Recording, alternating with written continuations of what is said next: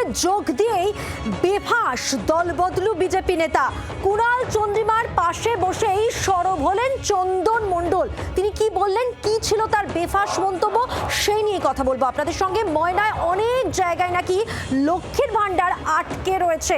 তিনি বলছেন যে অনেক জায়গায় লক্ষ্মীর ভাণ্ডার আটকে। তৃণমূলে যোগ দিয়েই বিড়ম্বনা বাড়ালেন তাহলে চন্দন মণ্ডল, কারণ বিড়ম্বনার ব্যাখ্যা দিতে হলো কাকে? না কুণাল ঘোষকে, চন্দ্রিমা ভট্টাচার্যকে।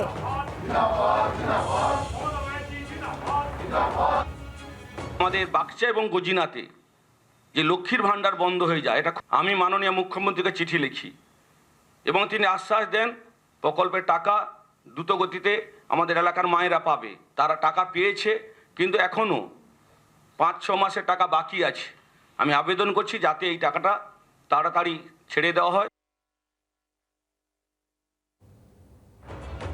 চন্দন মণ্ডলের বক্তব্য আপনাদের শোনালাম। বক্তব্য কেন বলছি, কারণ এমন একটা মন্তব্য করেছেন যেখানে সেই মন্তব্যকে ঢাকতে, তা সামাল দিতে কুণাল ঘোষকে রীতিমতো ব্যাখ্যা দিতে হয়েছে। চন্দ্রিমা ভট্টাচার্য তাকে ব্যাখ্যা দিতে হচ্ছে, কারণ দলে যোগ দিয়েই বিজেপি নেতা, প্রাক্তন বিজেপি নেতা চন্দন মণ্ডল তিনি এমন একটা মন্তব্য করলেন যে তৃণমূলকে রীতিমতো অস্বস্তিতে পড়তে হলো। কথা বলবো, রয়েছেন প্রতিনিধি অয়ন ঘোষাল, তার সঙ্গে। অয়ন, এমন মন্তব্য করলেন যে মনে হচ্ছে যেন পুরনো দলেই মন পড়ে রয়েছে চন্দন মণ্ডলের।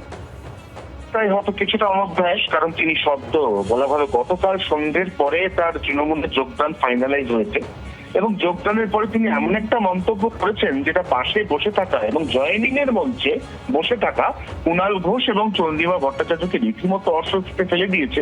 কারণ তিনি বলছেন যে সেখানে বিজেপির বিধায়ক আছেন বলে লক্ষ্মীর ভাণ্ডারের টাকা আটকে আছে।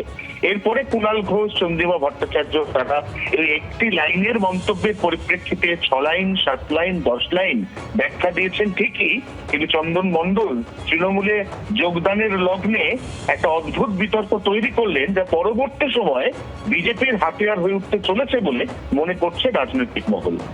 ধন্যবাদ অয়ন। কথা বলছিলাম প্রতিনিধি অয়ন ঘোষালের সঙ্গে এবং আমাদের প্রতিনিধিও যেমনটা ব্যাখ্যা দিলেন, সেখানে একটা জিনিস তো স্পষ্ট যে এমন একটা মন্তব্য করেছেন যেটাকে তার পুরনো দল শেষ পর্যন্ত হাতিয়ার হিসেবেও ব্যবহার করতে পারে, এটা মনে করা হচ্ছে। অনেকেই মনে করছেন, রাজনৈতিক মহল মনে করছে।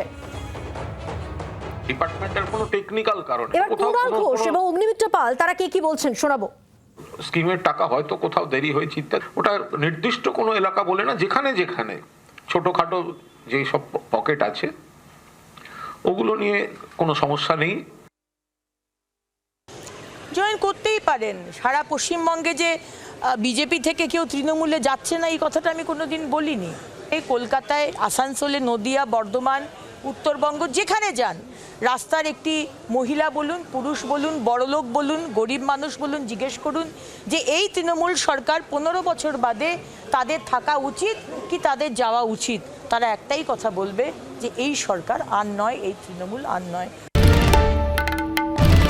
বাংলার আওয়াজ, বাঙালির আবেগ, জি 24 ঘন্টা।